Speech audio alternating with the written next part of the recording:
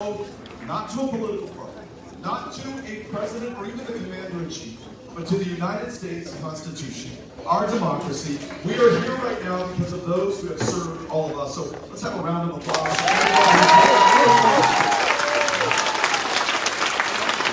And then let's take the next step. And here's what I'm talking about. In the 9th largest economy on the planet, which is the state of Texas, with a $2 trillion GDP. Tonight, there will be veterans by the hundreds who will be sleeping under bridges, on the sides of the road, in public parks. Not for lack of wealth or resources in this state. We have it coming out of our ears right now.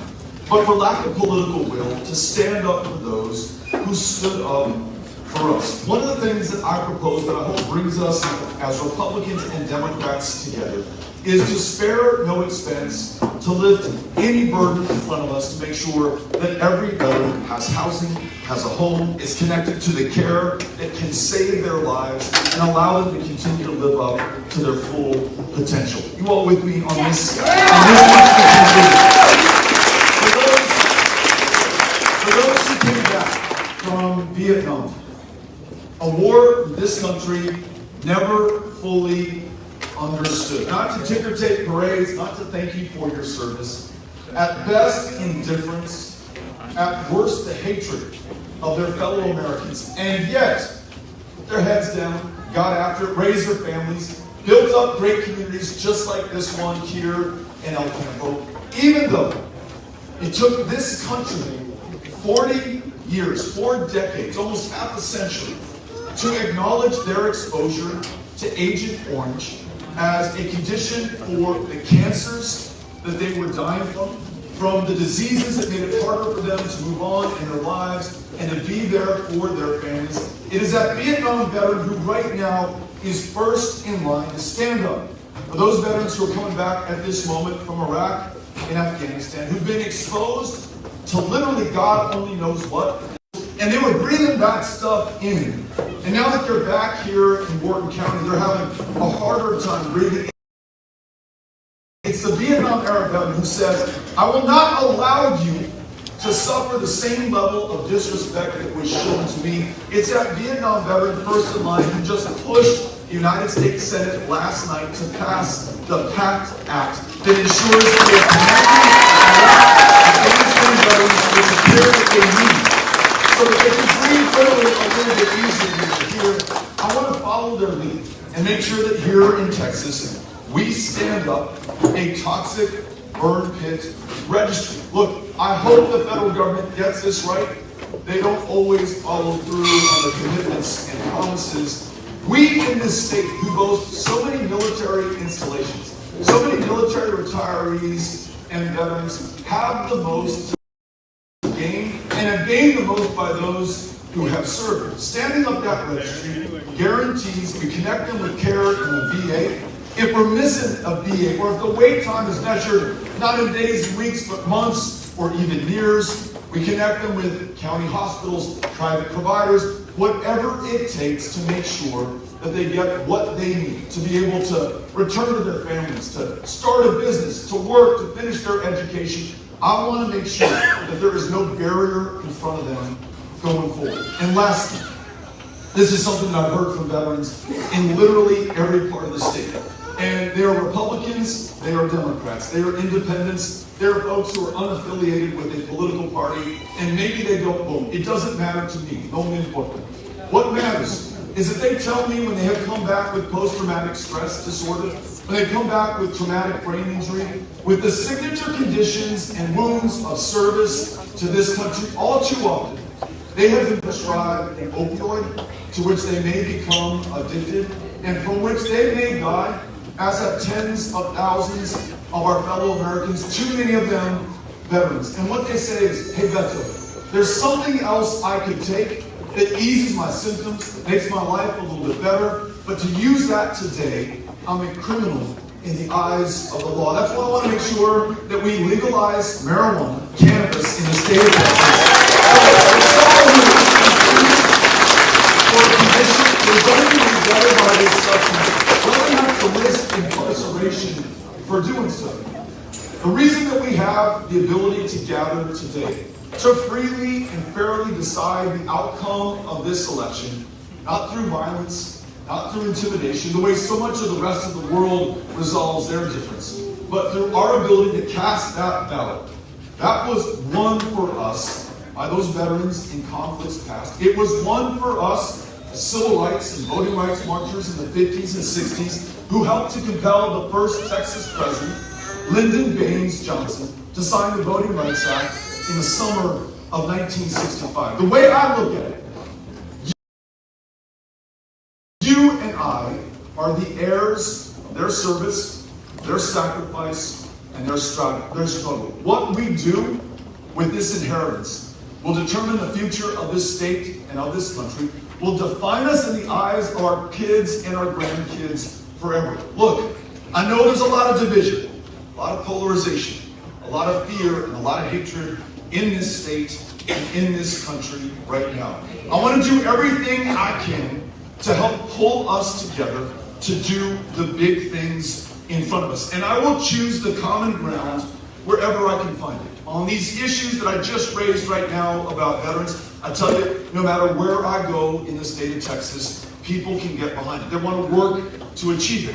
When it comes to supporting public educators, like Joey, who was just here at the mic, especially in communities like this one in Campo, in counties like Wharton, where on average, a classroom teacher, school counselor, a librarian is underpaid by, get this, $11,000 a year against her counterparts nationally.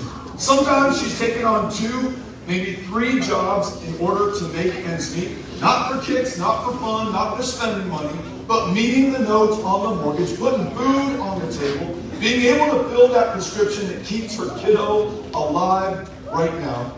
Furthermore, she has to deal with the indignity of preparing these kids for a high-stakes, high-pressure test that absolutely fails to measure their potential or the effort she's expending to connect with them. What is it?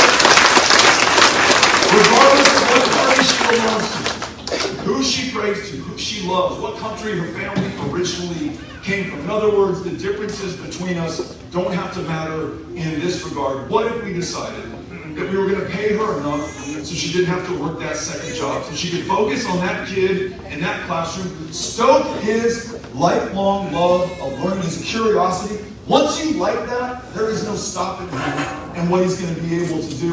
What if, in addition, we listened to her and we canceled the STAR test, so there's no more high stakes, high pressure, but she has to be valuable classroom content instead of connecting with those kids and making sure that she can draw forward their true potential so they can live up to their promise. It's great for those kids. It's going to be wonderful for all of us. We will be the ultimate beneficiaries of their genius and everything that she's been able to unlock for them. What I hear from teachers across the state is they want to be treated with the respect that they have earned, that most of us want to be able to show them. The reason that they're leaving the profession by the thousands today.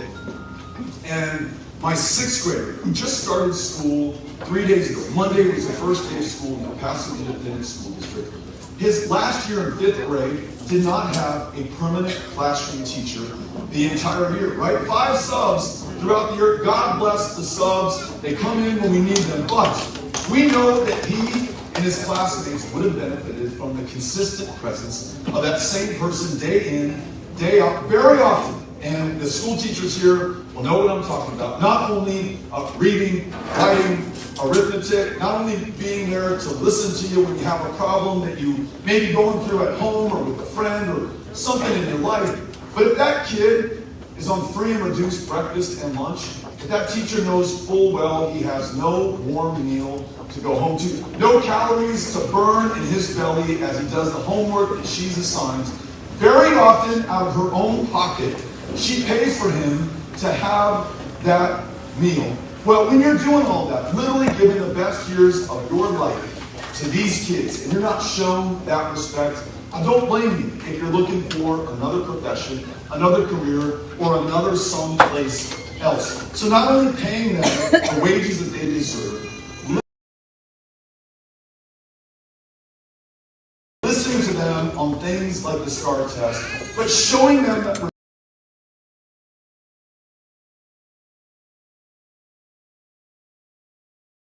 respect that we feel to them. And if they come from El Campo and they want to work in an in-demand profession like teaching in an underserved community that may have a hard time recruiting enough teachers to meet the demand, let's make sure at a minimum that we remove cost as an object to them being able to do that. Why do we ask them to take tens of thousands of dollars in debt on for the privilege of teaching our kids? I promise you this, I'll work with you, Republican and Democrat, that we ensure that those who come from communities where we need more teachers can grow their own, and the state of Texas will partner with you to pay for their educations as well. And when they retire, for those retired teachers who have not seen a cost of living adjustment since the year of our Lord 2004, we make sure there's one every single year to keep pace with the cost of inflation in the state of Texas.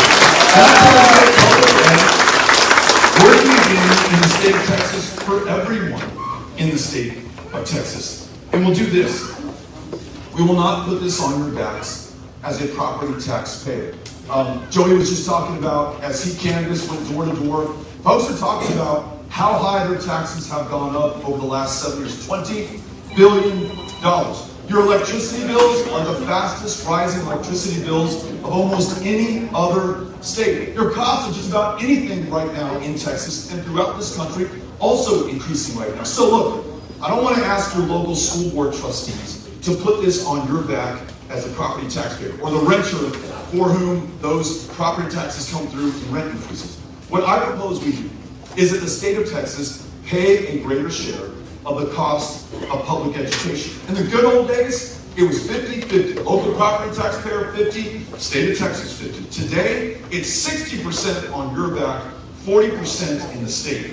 If you think that this is a Democratic pipe dream, the person who's authored the 50-50 split legislation is a Republican from North Texas. Because whether we're Republicans or Democrats, we want to make sure that we fully fund public education, that we have the backs of our public school educators, that we lower property taxes in the process. Ladies and gentlemen, that's some common ground right there. Those are bipartisan solutions to make this a better state. What do you all think?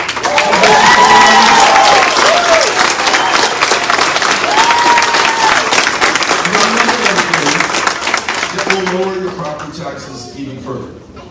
In 1965, same year that LBJ signs the vote, or fate, or bad luck, you shouldn't have to do in the first place. Medicaid signed into law back in 65. There's a deal on the table today to expand Medicaid in the state of Texas. And the deal says, we'll send you back your own money, Texas taxpayers who send their federal income taxes to DC. We'll send $10 billion of it, in fact, right back down to you. We'll pay 90 cents on the dollar to expand Medicaid, so that working mom who doesn't take the promotion at her job because it will come with a pay increase, that pay increase prices her out of Medicaid today when it hasn't been expanded in Texas, but doesn't afford her enough to be able to afford private insurance. We're going to expand Medicaid, connect more people with care, stop the closures of our rural hospitals. 16 have shut down since Greg Abbott has become governor. More are on the way until we do this. And again, to my Republican brothers and sisters who are here, Louisiana has done this, Arkansas has done this, Oklahoma has done this, New Mexico, our 4 border states, 3 of them with Republican governors and Republican state legislatures. Not only does it fund that care that we need, not only can it reopen some of these closed clinics and hospitals, but you are no longer on the hook for indigent health care in your county. Because that diabetic who today doesn't qualify for Medicaid, can't afford their insulin, their suffering finally becomes too much, and they take themselves to one of your hospitals, the outcome's not going to be as good as it would have been otherwise. They'd have preventative, consistent care. The cost is going to be exponentially higher. And even if they don't have a dime to their name or an insurance card in their pocket, that bill does not go away. It just gets passed on to you and me in the form of higher property taxes. So Medicaid expansion, $10 billion coming into Texas, connecting more people with care and lowering the property taxes. Can I get an amen on that?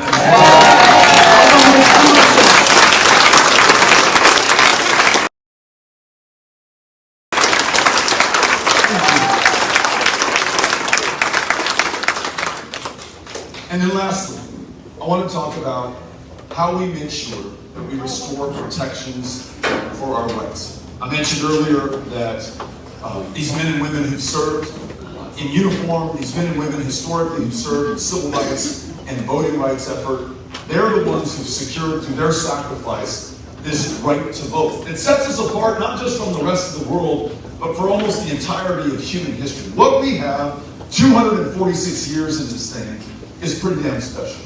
And we don't want to lose it, especially for the generations that follow us. And we'll be looking back on this from the future, wondering at this moment of truth how we acquitted ourselves. It is harder today to vote in the state of Texas than it is in any other state in the union. It's harder to register to vote in the state of Texas. How's it hard? For me, it's coming How's it hard? How's it hard?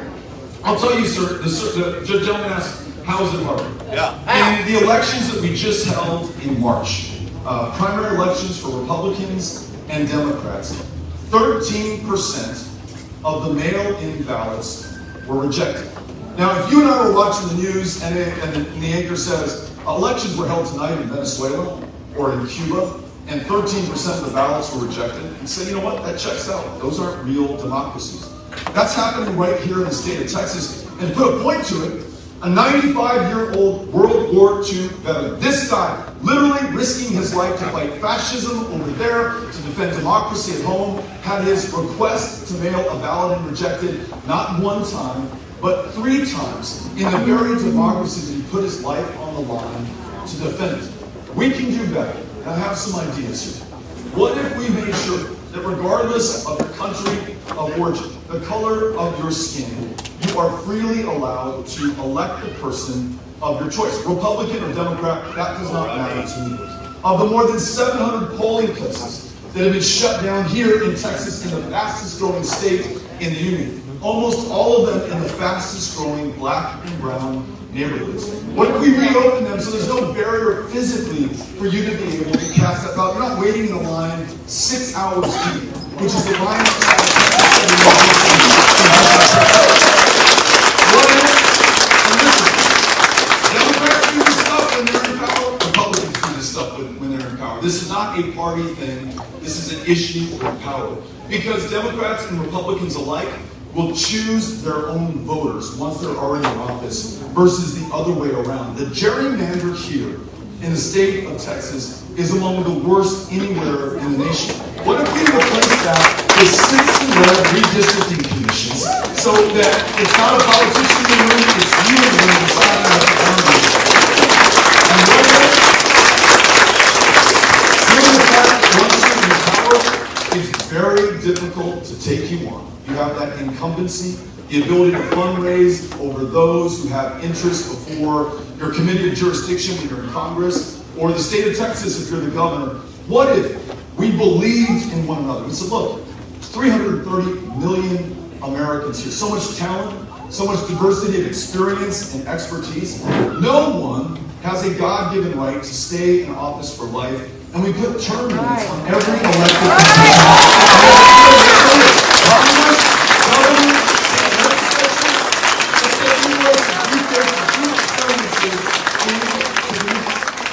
that's how we can stand up against this attack on our democracy. Well, there's another attack against the constitutional right. That's the right for women to make their own decisions.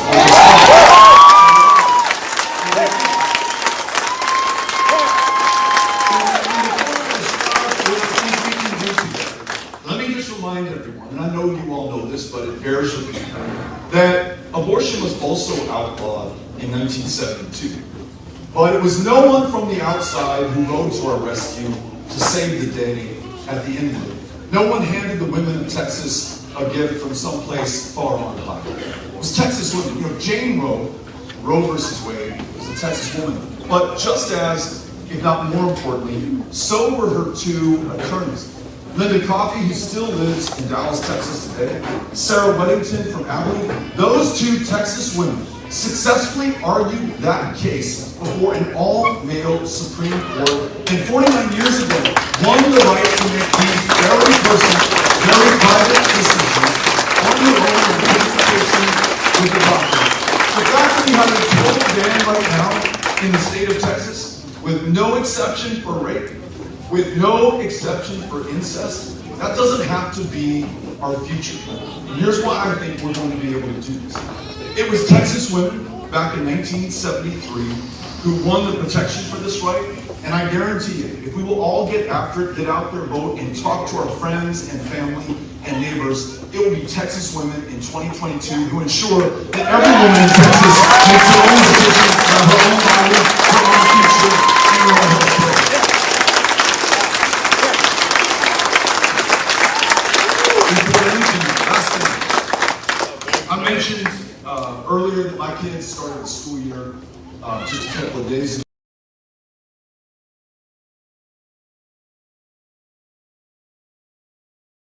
ago. You all are starting the school year soon here in this community. It's happening all over the state of Texas. 10 weeks after Uvalde, not a single thing has changed in the state of Texas to make it less likely that a child will be shot in a classroom where that teacher's trying to connect with, or that those teachers will have to sacrifice themselves in order to protect those kids that they've already served so long. It's 3 years to the day since a gunman walked into a Walmart in El Paso, Texas, August 3rd, 2019, and killed 23 people with a weapon originally designed for use in combat. No, it ain't. He said to No, it ain't. It ain't made for combat. Hispanics in the state of Texas. Told police afterward, I came combat. here That's to kill semi-automatic. Mexicans. In a community that is one of the safest served in the United States of America, He's telling lies. not in spite, but because so many immigrants called El Paso home, a community where it was rare that more than 20 people were murdered in a year. 23 people were taken from us in a matter of minutes. What do you want to take Now my listen, right away for? 5 of the worst mass shootings in U.S. history have taken place on the watch of Greg Abbott just over the last 5 years. And all he's done is make it easier for violent criminals to carry those guns. That license to carry program that many of you have participated in,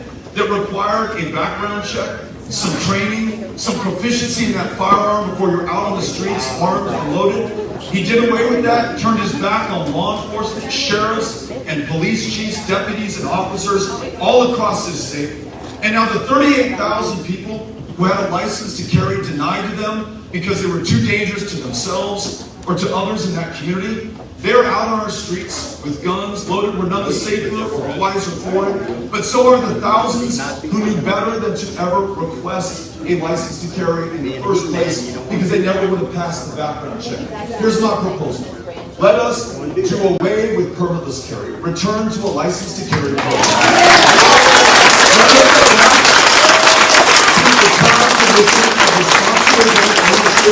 In the state of Texas, universal background checks on every sale of every firearm in every community in the state of Texas. Raise the age to purchase an AR-15 from 18 to 21 years minimum. Implement risk background so that if there's likely to kill somebody in your school, we can intervene before it's too late. This is our local, it is our money. We have the power to change this. And ladies and gentlemen, we will do everything in our power to change this. God, they kill people doing it. But to do a better job of protecting the lives of the kids in our lives. People kill people, not guns. For being, I think everyone, even those who are opposed to us right now, for taking the time to listen to me, I'm going to return the favor. Cindy has a microphone down there. If you have a question, if you're respectful, doesn't matter if you support me or oppose me, whatever your question or comment is, I want to hear from you. My best hope of serving you effectively as governor is to show up and listen to learn from you first. So Cindy Connell, back there in that beautiful Metro for Texas t-shirt, will bring the microphone to you if you'll just raise your hand. Cindy Connell, over I to you. am very happy whoever is raising their hand and being respectful. It doesn't matter who you are. I will bring you the mic and just ask, please don't yell out.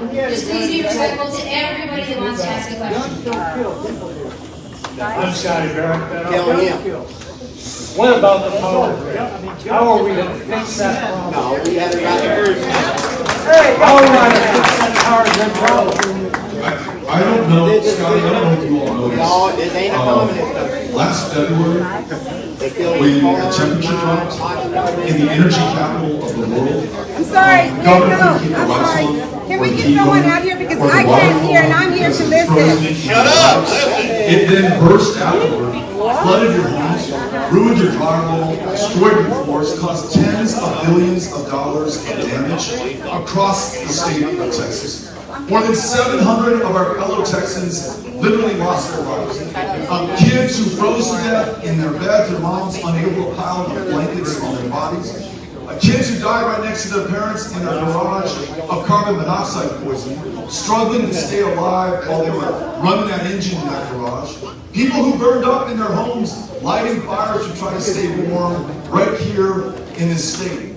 And to add insult to injury, our governor pegged the price of electricity at its maximum allowable rate, not for a few minutes or a few hours, but for so long that gas traded in Texas at 200 times the going price.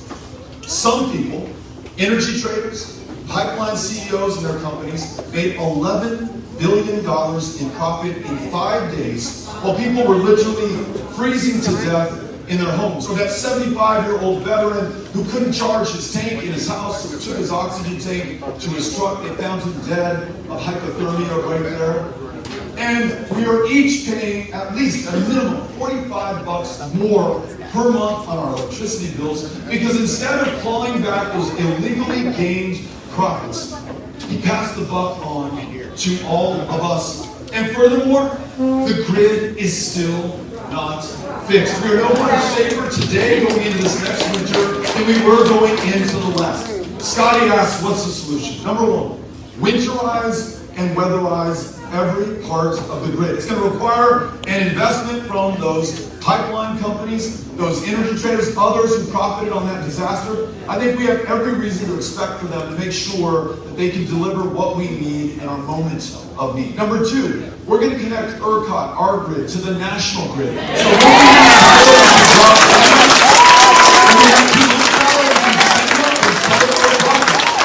and number three, there is a state statute that does not allow anybody to price gouge any Texan in a declared emergency or disaster like Winter Storm Uri when we lost power in the state. Not only were those $11 billion immorally gained, they were illegally taken from all of us. As your governor, I'm going to fight those corporations and their CEOs until we get that $11 billion back.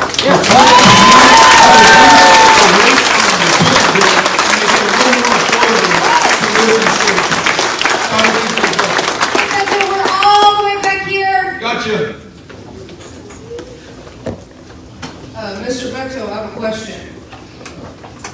So I'm a Republican, but I genuinely would like to know what your plan, if you were to become governor, what is your plan to do about mental health and your plan for immigration? I'm so grateful that you came. These are two great questions. We are 51st in the nation today in mental health care access. Our largest provider of mental health care services is the county jail system.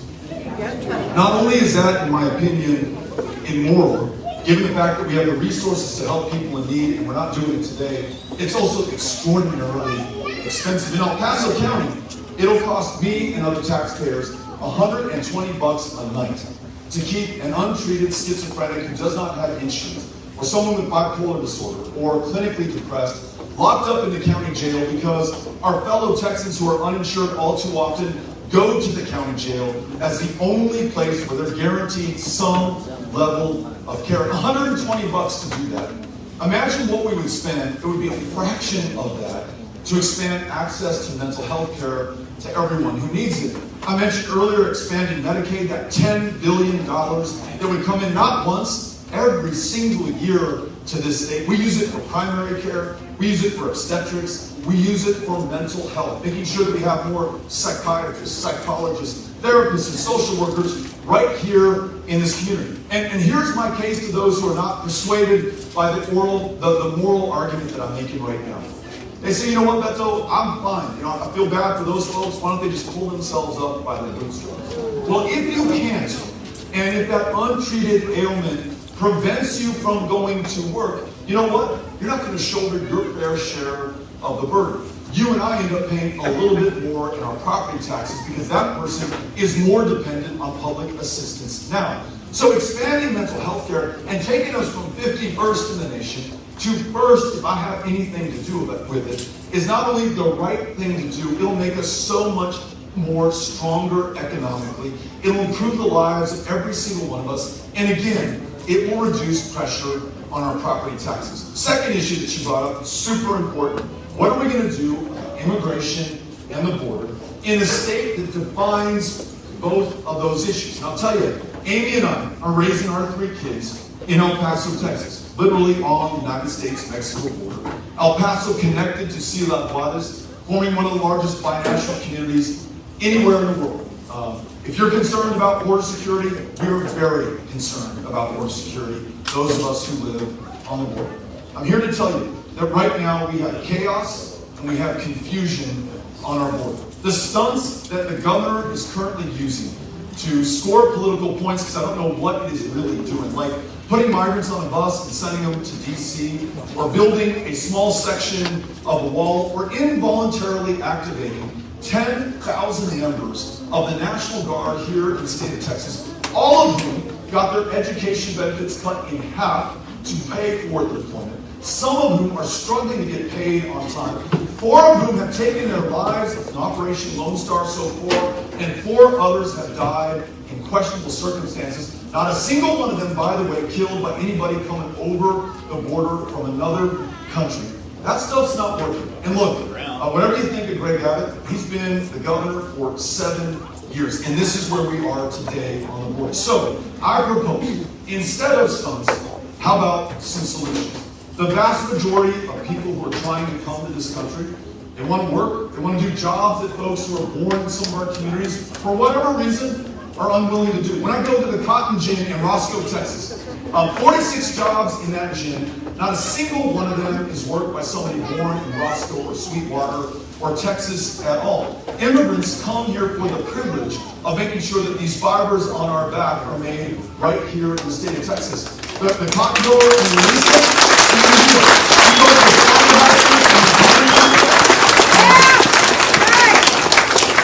for those who want to join family members and are looking at a wait time of 20 years, that's the line from Mexico to the United States to do it the right way. Now, I still think you should do it the right way, no matter if it's 20 or 30 years. Nothing justifies breaking the law or jumping ahead of others. I want to be clear, but I also understand why people are doing that right now. And then there are those who are seeking asylum in this country. They can't take their kiddo back to El Salvador or Guatemala because that may be the end of their lives.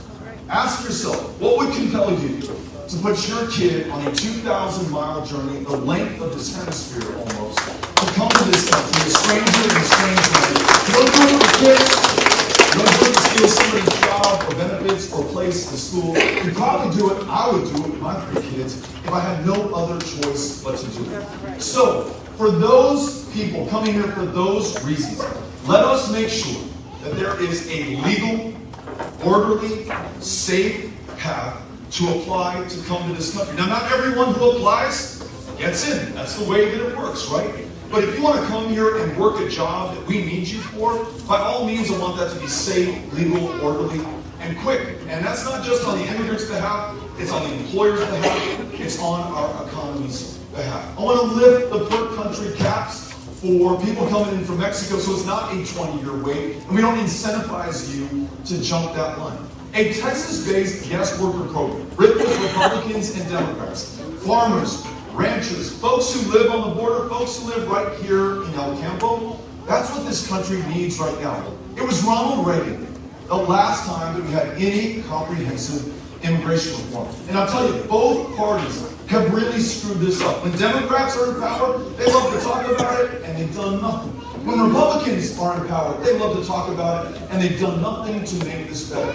We need a solution right here in Texas. And I'll tell you what, When we take those three categories off the table, people coming to work, people coming to join family, people who are seeking asylum, then the remaining category, those who want to come here and harm us, and they're out there. People who want to traffic illegal drugs like fentanyl, or who are trafficking in human beings, we can be more successful in stopping them from ever coming in. Today, they're the needles in that haystack of the tens of thousands who are attempting to cross. When we make these changes and come up with Texas-based solutions, we can focus on them, we can find them, we can stop them, and we can bring them to justice. That will make us safer, and that will allow us to live up to our values as the defining immigrant state in this country. Thank you all.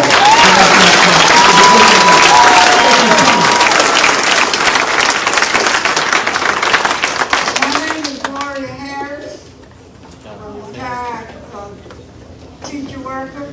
What I want to know is, what is your solution to helping retired teachers that have not had any kind of raise and everything is going up? Gas prices, food prices, and we have never had a raise, and you put the year 2001. Four.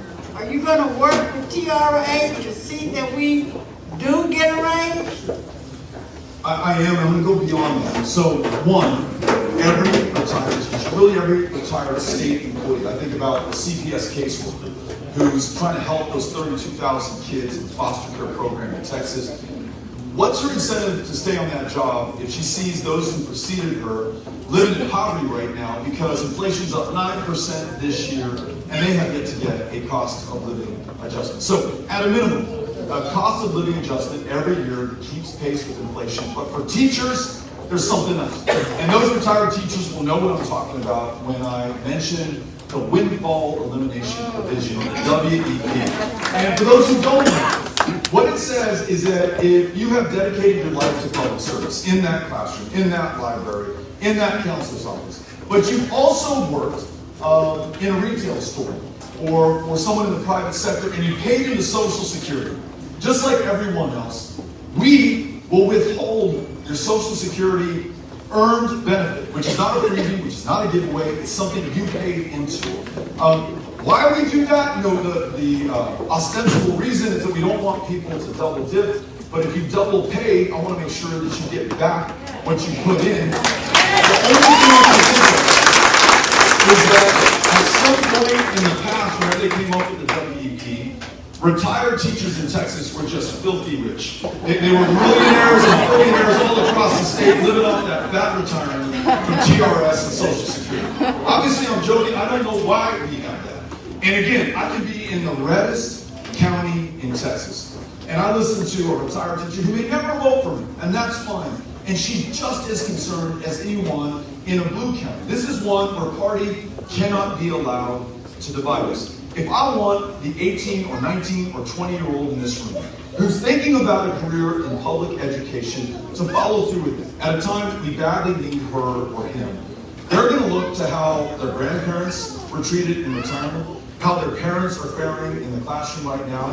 And if we don't get our act together as a state, they're not going to enter that profession. They're going to do something else, or they'll be a teacher, they'll just do it in another state instead of Texas. So you got my commitment on the cost of living adjustment, but also eliminating the WEP so that teachers get retirement and the earned benefit that they pay into the rest of their life. Hello, my name is Dustin, and I have a question. How are you going to help citizens get public information from government agencies that do not want to give out information like DPS? Dustin, thanks for asking the question.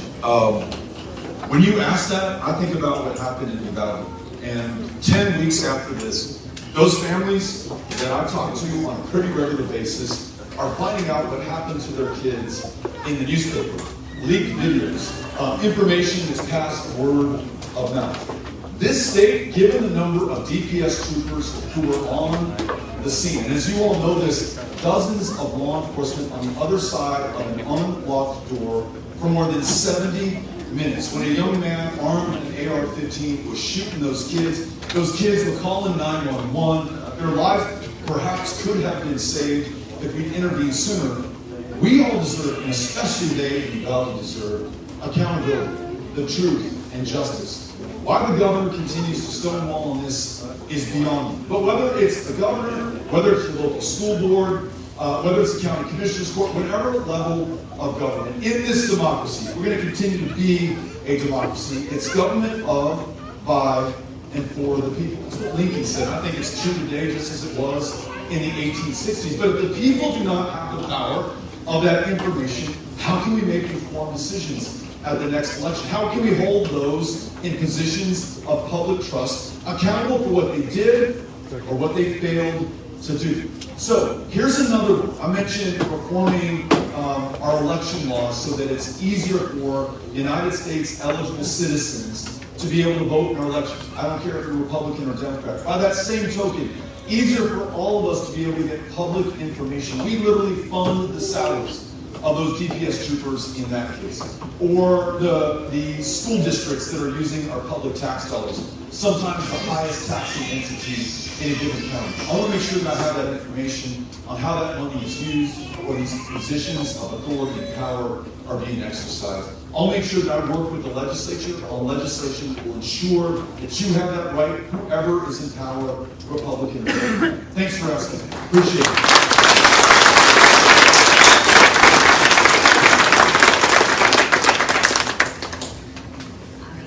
My name's Julie, and I know you touched on immigration.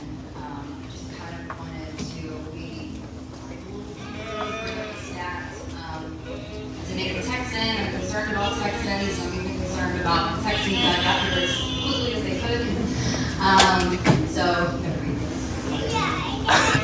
Okay, so according to the CDC, the leading cause of death since 2020 in adults age range from 18 to 40 is fentanyl overdose. As governor, what would you do differently than what is already being done to help stop the influx of fentanyl from our southern border? Thank you for asking this question. Let's go a little bit deeper on what we talked about earlier.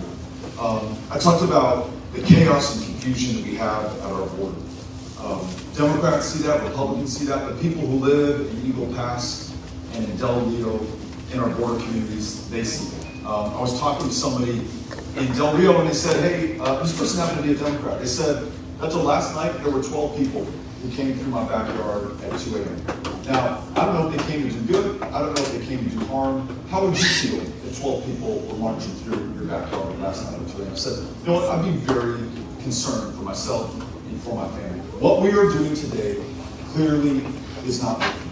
What I propose is that given that the vast majority of the volume of people are coming here to do things that by and large will improve our communities. I mentioned those who will work these jobs, those who will pay taxes, those who will make sure that the food, the fiber, the things that we depend on are actually made right here in Texas and the United States of America. Folks who want to join their families, folks who have nowhere else to go, like your works in the 19th century, who, to be returned to famine in Ireland, would have been death for their kids. It's the same story today in El Salvador, Honduras, and Guatemala. That we ensure where there is chaos for them right now, and for us, frankly, that there is order. And we say very clearly, you do this the right way, you follow our laws, or you're not coming into this country. On our side, we update these laws that have not been rewritten since Ronald Reagan was the President of the United States to reflect our needs, our employment needs, our values, and our reality, whether it's here in El Campo or my hometown of El Paso. That takes off the table the vast majority of the challenge and the number of people who are trying to cross in between ports of entry right now, and allows us to focus like a laser on those who do want to come here and do us harm. If you're trafficking fentanyl, the dosage that is required to take a human life is so minuscule, the amounts that are being trafficked are so large, that has to become more of a priority for this state. That's why I'm so against the stunts that we're currently using right now. They're doing nothing to protect us today. If we can take some real solutions that improve our ability to focus on where those threats are, I guarantee you we're going to be able to stop those traffickers, stop more of them, more of that fentanyl that's coming across, and also those who traffic in human beings, which is another legitimate concern that we have in this country. And we must remain vigilant against anyone else who wants to do anything else against us. There's a lot of people out there in the world who don't like us for who we are, our way of life, and our form of government. I want to make sure we are vigilant against them. But again, right now, given the volume and our antiquated immigration system, it's very hard for us to get the job done. And then lastly, when and if that fentanyl or any other illegal drug enters our communities, we've got to do more to support law enforcement at every level, whether it's federal, the DEA, whether it's the state troopers, whether it's the sheriff deputies, police officers. We have to fund them. We have to make sure that there is the training for them. We have to support them at every turn because for some reason over the last 7 years, violent crime in this state has continued to increase. The ability to bring perpetrators to justice has continued to fall. And that includes rapes, that includes murders, but also includes drug trafficking in the state of Texas. Let's get back to focusing on the real and big problems that we have. We'll do a far better job of solving them. Thanks for asking the question. Appreciate it. Thank you very much for taking the questions.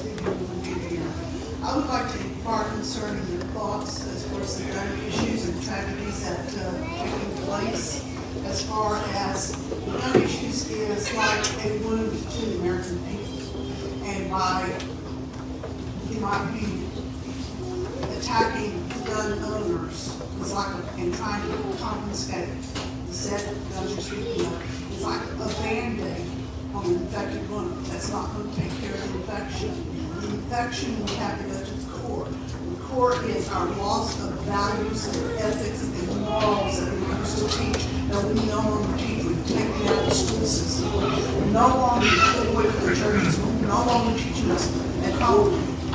Then we turn around and give our kids the video games. The video games that demonstrate the watch. So why do we not go after that as a solution? Because that's where our children are learning from. And I'd also like to make a comment concerning the abortion issue. It is not a woman's body when you abort. It is a child's body. It is a totally separate body. I understand all that is true. It's not. Take a serious look at it. That's a human body. And also, listen to some of the doctors that used to be abortionists and change their ways. And when you listen to those people, listen to how they rip that baby from his body, one limb at a time, they place it so that you can see whether or not they have all the parts of that baby is repeated. There's something wrong with our morals in that. Thank you, sir. Thank you for being here. I appreciate it. On these two issues, I think this is an example of the genius of our country and our democracy. We come to different conclusions on things that we both care about intensely. And it doesn't make you any less Texan or American or a better person than I am. We just see this a little bit differently. What we've got to find is a common ground between us. But whatever it amounts to when they poll Texans on this issue of choice and abortion, I think something like 11% of Texans think that there should be a total ban on abortion with no exception for rape or incest. I respect the 11% who feel that way. I just happen to very strongly disagree. When folks are told that not only has the ban made it impossible to get abortion, but in many underserved communities, it's made it increasingly difficult, if not impossible, to get a cervical cancer screening, or to see a family planning provider, or to see a doctor of any kind. And we don't need the world, or the developed world, with a rate of maternal mortality. And it's 3 times as deadly for black women in the state of Texas. Not the intended outcome, for sure, but yet that's what we're dealing with today. We not only lead the country in the rate of teen pregnancy, but repeat teen pregnancy right now. Again, harder to get in and receive family planning services in this state when we have closed down all options to many women depending on where they live in the state of Texas. I'm hopeful that there's even some common ground between us on some of these issues to improve the likelihood that women not only can make their own decisions about their own body, but also that they can survive in this state, but we're losing far too many of them. On this issue of school shootings, Walmart shootings, church shootings, shootings out in public, shootings in movie theaters, shootings in our homes, shootings on our streets. I hear you that there's no single thing we can do to stop these completely. You can implement everything that I just suggested at the outset of this meeting. It will not stop every instance of gun violence in America or in the state of Texas. I'm confident it will reduce more of those that we have. You look at Uvalde, because some of you will say, and I understand it, and there's something to this argument. Criminals aren't going to follow the law. They'll continue to do whatever they want to do. But this shooter in Uvalde, he waited till he was 18 years old because that was the law. He didn't try to get that gun when he was 16 or 17. He was 18. He waited till his 18th birthday literally to go in and buy those guns. If we raise the age to 21 for an AR-15 or an AK-47, we purchase 3 more years for some kind of intervention or some different decision that young man will make in his life.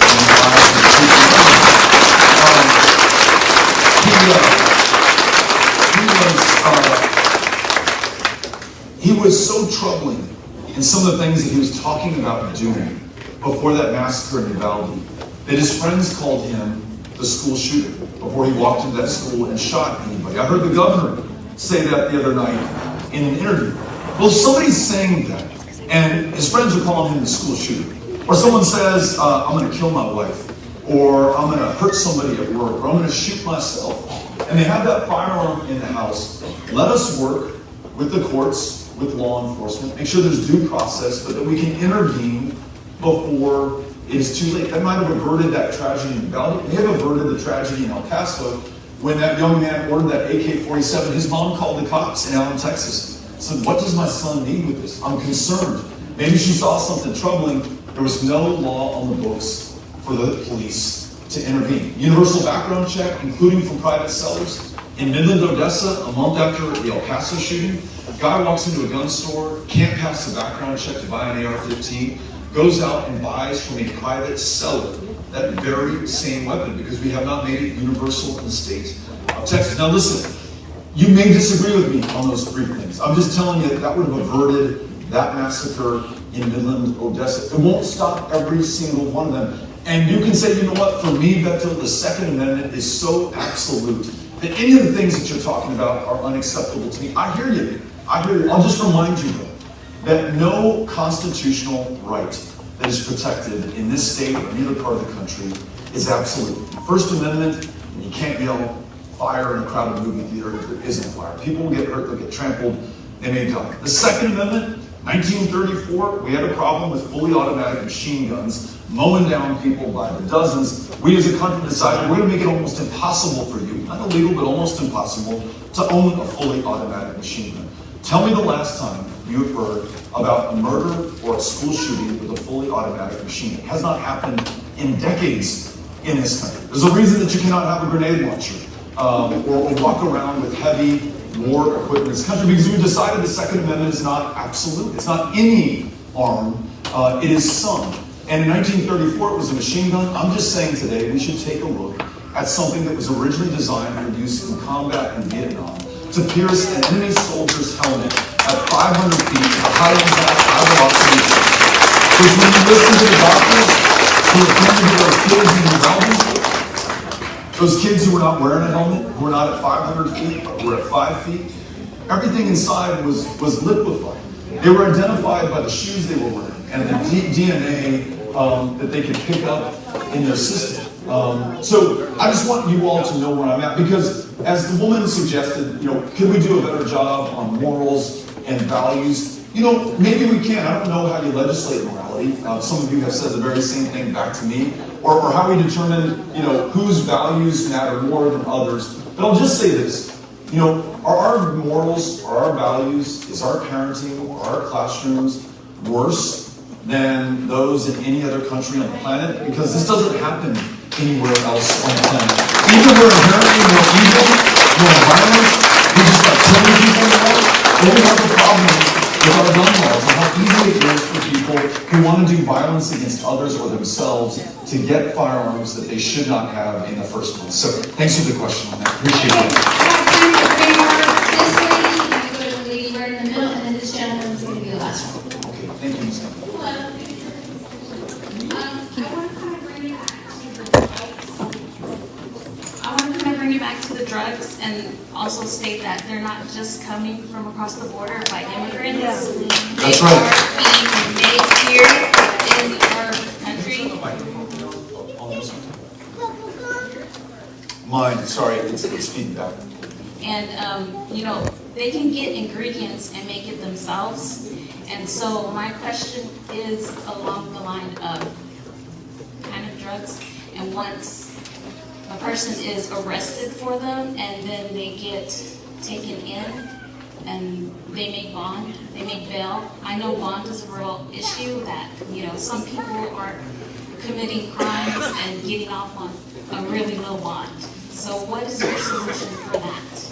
Thanks for the question. Thanks for the way that you phrased it. Yes, fentanyl is being trafficked across our southern border. Yes, it's being trafficked across our northern border. There's just a big bust of fentanyl that came in from Canada.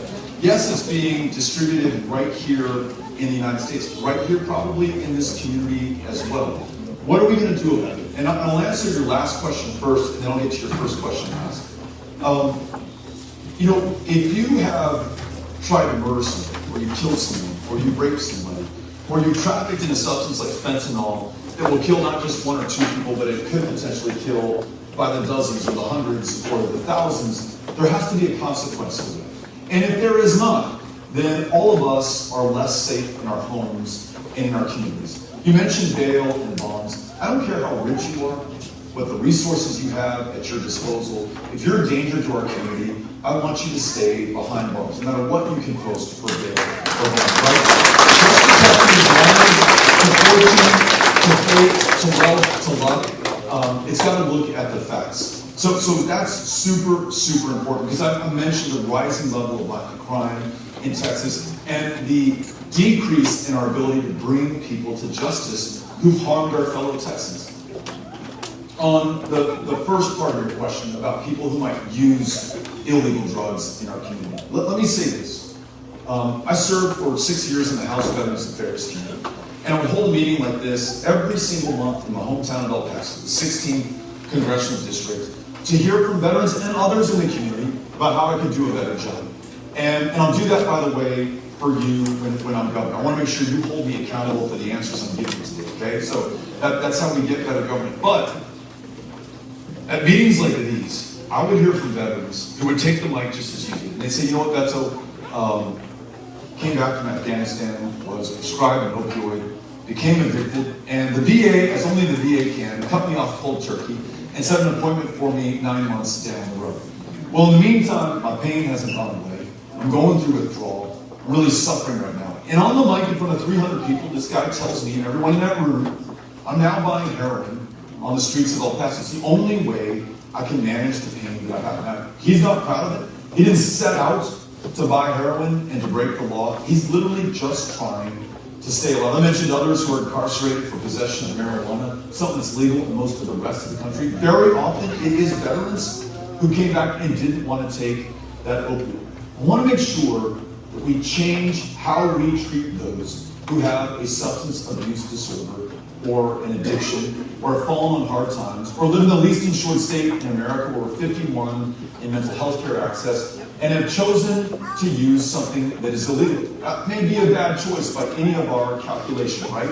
But I judge not because I haven't been there. And if that's the way that they can stay alive, that they can treat themselves, I don't want to lock them up behind bars for doing it. I want to make sure that we connect them to care, to rehabilitation, to recovery, to being able to get back to raising their family, working that job, serving in law enforcement, re-enlisting and deploying. Whatever it is they should be able to do, I want them to be able to do it. So for the trafficker, for the person who intends to do us harm and knows full well what they're doing, I want to make sure that we put them away so that they cannot hurt us again. I want to make sure there's real accountability and justice. For the people that they prey upon in our communities, I want us to do a far better job than we are right now. In a nation that imprisons more of its own people than any on the planet, Don't care what you think of China, Russia, Iran, or North Korea. We put more Americans behind bars than they do of their own people. In this nation, we imprison more people than any other state right here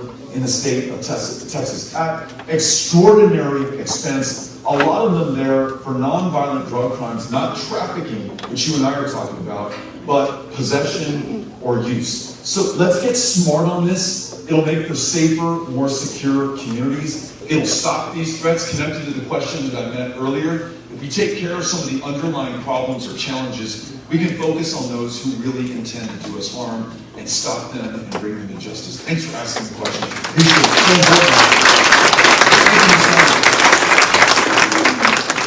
My name is Diane Hunch, and I'm raising 2 granddaughters. I'm way past retirement age, my husband too. We own a business here, and I cannot get any kind of help whatsoever other than Medicaid through the state of Texas. I get nothing. I have gone to Stevenson, I have gone to anybody and everybody that will listen to my big mouth, and they will not, there is no help for the people here, and I don't know if anyone else is here raising grandchildren, but I've had them for 4 years. They're in school now, I'm totally responsible for everything for them except Medicaid. Thank God that helps.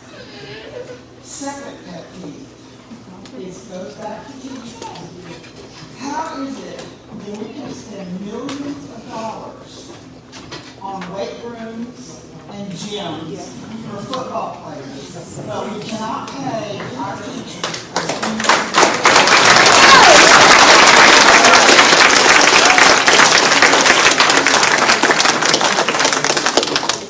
I was a substitute teacher for years. Love you. $45 Yeah. No. You're one of those teachers getting rich. I'm 69, he is 65. We are having to continue working, and I have a part-time job. We are having to continue to work to pay our taxes on a house that we built 20 years ago. It just keeps going up, and they keep spending money on all this crap for the school, for the football. I'm tired of it.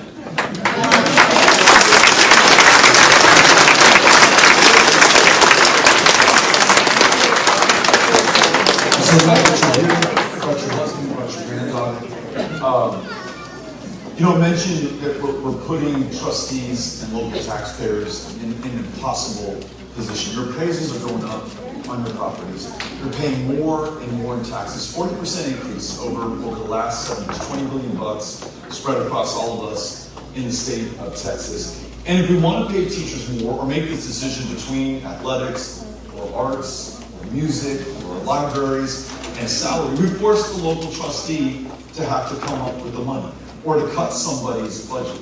If we can lift a little more at the statewide level, we have a biannual budget of $250 billion, $250 billion we spend in the state of Texas. And to the woman's point, we have lots of choices about what we are going to spend that money on. We also have a deeply unfair property tax system in the state of Texas. If you're a homeowner, you're a rancher, if you're a farmer, you're a small business owner, it is on your backs. The very wealthiest corporations in the state can hire the attorneys and the lobbyists, and they can talk down their appraised value. In some counties, average homeowners' value has gone up 50%. The largest corporations, including Walmart, they'll go down 6%. In Port Arthur, their school district just cut Motiva, the largest refinery in North America, a $30 million check because Motiva was able to successfully redraw their appraised value that much lower. They still need the $30 million for the school district. They'll just go out and tax every homeowner that much more in order to get it. So I want to make sure that we do not accept the false choice that we can only fund some things and not others. If it's all dependent on us, that's probably what we're going to have to do. Let's make sure the state kicks in a lot more than we're doing right now. And on your first point, I mentioned 32,000 kids in the foster care system right now, right? And I don't know if I shared this earlier, but 100 children have lost their lives in the care and custody of CPS since the year 2020. I think that's a year and a half, more or less, right? Tonight, in the ninth largest economy on the planet, there will be kids sleeping in their CPS offices, in the hallways, underneath the tables, on the desks. I just met a CPS caseworker at our last meeting, and she says, I get paid a little bit extra, essentially to babysit these kids in motel rooms right now. We're having such a hard time with placement and resources, and caseworkers are understandably leaving in droves. What are we going to do about it? You just mentioned, you stepped in, and you are there right now as an extraordinary family member for that granddaughter of yours. And you get no support from the state of Texas. You are preventing the state of Texas from otherwise taking on something that all of us would have to pay for instead. Isn't it in our interest to be able to support you so that it's affordable to do the right thing? When I listen to CPS caseworkers, when I listen to foster parents, they tell me if you can place with the family, if you can keep that child with the family, that is the best medicine for him or her. Their prospects over the course of their lives so much better than if they're placed in institutionalized care, especially in a state that has privatized so much of these foster care homes for the kids in Texas right now. So I want to make sure as governor that I work with you who understand this better than I ever will. And others, Republicans and Democrats, does not matter, to make sure that we fully fund this. Not only will it be better for the child and her family, not only will you not have to depend on Medicaid, which is never going to pay enough to meet the cost that you have incurred, but it's going to save all of us over the long run that much more money as taxpayers. And I'll extend it. When my sister, who has pretty significant intellectual disabilities, graduated from high school in El Paso. Every year she was in a special education classroom. Those teachers, they didn't get paid enough, and they may have 20 or 30 or 40 kids in the classroom. They did their level best for her. When she graduates at the age of 18, we learned that we're on an 18-year wait list for state-supported services in the state. My mom said, well, why didn't you tell us this 18 years ago? We would have gone on the list when she was 1 year old. 18 years.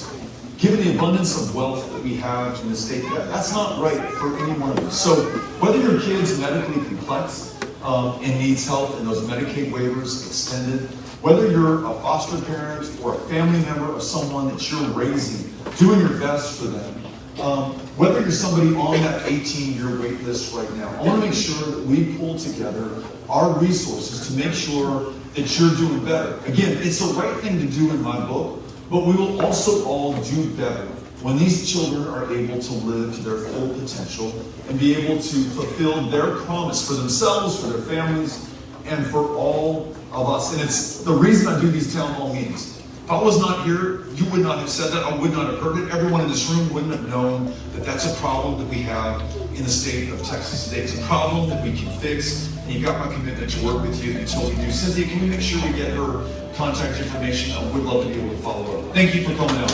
Really appreciate To stay after and say hi and take a quick picture. We're going to be up on the stage, and so you're more than welcome to do that. We'd love a chance to say hi. Thank you. My name is Charles Herring. I'm a native of Campo. I was born here. My father was born here. My grandfather was born here. I've had uncles that served in the military and died. So, we're not going to talk about standing to address you. With regard to the vast and virtually unlimited potential that the state possesses, with regard to new energy initiatives. You see, the fossil fuel industry doesn't want you to consider them simply because ExxonMobil has been making $2,245 per second since the energy costs have escalated just this year. They don't want it to change. But when you become governor, I'm not going to say if, I'm going to say when you become governor.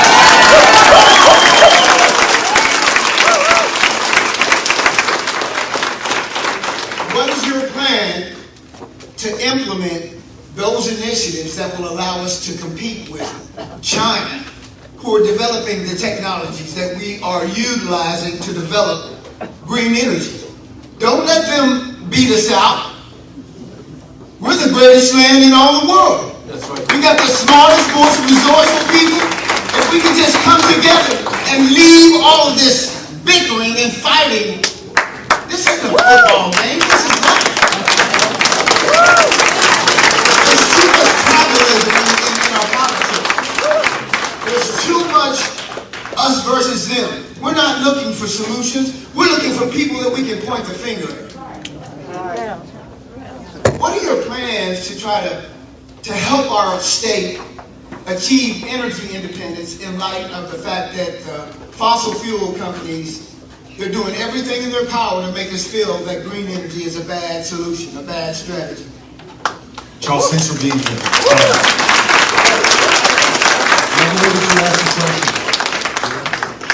Because I think we can all agree, especially those of us who drove here in gasoline-burning vehicles. And I was one of them. I have a Toyota Tundra that was made right here in the state of Texas.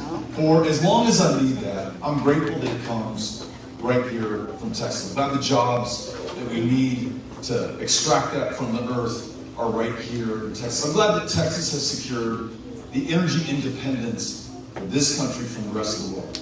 I'm old enough, 49 years old, that when I was a little bit younger, we were going to war half a world away to secure our energy resources. We now produce them, and we do it right here in the state of Texas. The innovation, ingenuity that Charles is talking about right here, that's what has produced this situation. But it will be that ingenuity, that innovation, the expertise and experience from oil and gas workers who not only are needed to produce the oil and gas that we need for the foreseeable future, but to make sure that we own the next generation of energy resources. Some country, as he just said, is going to figure this out and win the future. I'd rather it be the United States than China. And within the United States, I want it to be the state of Texas. So whether it's hydrogen, geothermal, which has a one-to-one skill set with oil and gas when it comes to drilling, whether it's wind, whether it's solar, the two fastest growing jobs in America today, whether it's battery power, making sure that we are figuring out the answers to the questions we have about how to sustain that energy over the long term, even when the wind is not blowing and the sun's not shining, to store that, distribute it when we need it, make sure this grid actually functions and works. That's to us to figure out, to dream up, to work hard to achieve, and to get it done. That's who we are as Texans at our best. To the gentleman's point, this whole thing now in Texas, you're supposed to be afraid of this person or hate the other, or they play for the other side, so we're not going to listen to their ideas. No, this is going to take Republicans and Democrats, folks from rural communities and big cities alike, coming together to get it done. We do that, and not only do we win the economic windfall that comes with it, the rest of the world, all of us are going to be going to some level of significant renewable energy demand. Imagine the production, the jobs, the wealth accruing to our benefit right here. But if we're ever going to confront the challenge of climate and do so before it is too late and past due, for the young people in the room who especially cannot vote because they're not yet 18, who are counting on us to do the right thing, we are literally their vote and their voice. Not only does this create great jobs, not only does this allow us to have the energy that we need, but it ensures that we can pass their judgment. Because they'll look back on us, the people who had the chance to do the right thing at the right moment, and we'll be able to tell them we did all we could, what we had, where we are. We're going to lead the world when it comes to energy, and we're going to do it right here in the state of Texas. Thank you for being here. Campo, thank you for having us out here today. It's a huge honor.